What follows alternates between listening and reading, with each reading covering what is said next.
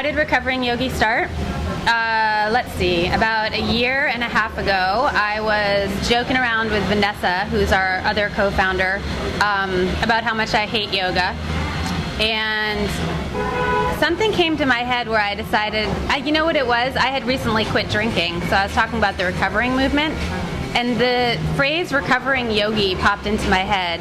And on a whim, I decided to see if the domain name was available. Because she buys domain names like nobody's business. I like domain name hoarding. So I bought it, and then from there we decided what to do with it.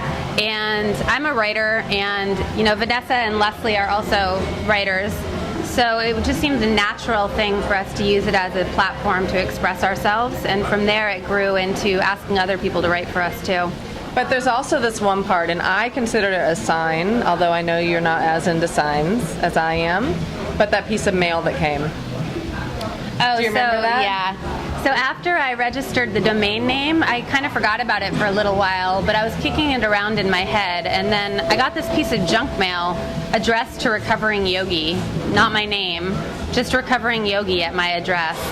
And I thought that was really weird until I kind of pieced it together that it had obviously come from registering the domain name, but at the time, it did seem a little bit like a sign, like, oh, maybe I should be doing something with this. She does believe in signs. I actually don't believe in signs at all.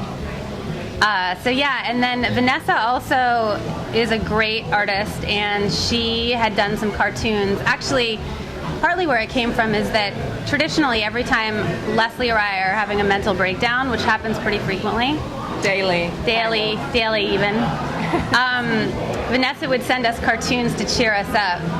They would be cartoons of thought bubbles saying things that we would say because we're wicked funny. And we call it our creative project.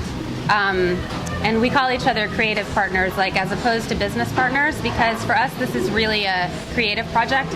It's a way that we express ourselves, and it's a way we let off steam, and it's a way that we are sort of cultivating a new community of people who feel a certain way about yoga and the whole woo-woo world. And the world of woo-woo, we're trying to get out of the habit of using that phrase. The new agey platitudes, just, that everything happens for a reason. She might include signs in that. That's kind of woo-woo. Kundalini yoga. But see, I lived in Boulder for 6 years, so I have a way higher tolerance for such things, and I sort of dabble in it a little bit. And that's part of it, is that all of us dabble in some way. Yeah, we come from a yoga background, and we all have our ways that we sort of succumb to the new aginess. I was raised by hippies, and I was raised a hippie, and I am very comfortable in that kind of scene. And I believe in the Enneagram, and me too. We believe in the Enneagram, and Enneagram? The Enneagram is a personality system. There are 9 types of people, and everybody belongs to one type, and it just sort of defines who you are and how you interact with other people in the world. Yeah, it breaks everything down into what your basic fear and your basic desire is, and then sort of everything that people do is a reflection of those two things. It's sort of a new age psychological movement. Mm-hmm. Yeah.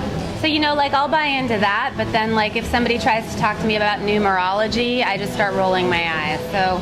So part of where Recovering Yogi came from is that we are all 1 foot in, 1 foot out the door of this whole, new age yoga world that we live in. And we all 3 of us, and I think a lot of our contributors, live in places where they're really exposed to a lot of the, what we call, pop spirituality movement. I live in Marin County, so does Leslie. So do I. Vanessa lives in LA, so we get a lot of exposure to the pop spirituality movement that's kind of rife in the Western world right now.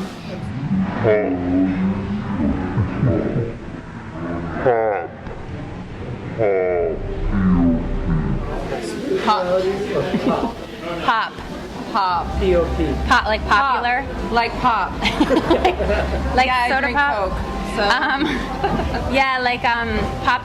Popular culture, pop spirituality, sort of the not really rooted in tradition, not really rooted in meaningful tradition, but more just taking the more fashionable aspects of it and using them as you desire, like Yeah, kind of fad-like. yeah, like wearing mala beads because they're hip, or really loving vinyasa yoga, but sort of like leaving behind all the other aspects of yoga, which isn't necessarily bad from our point of view.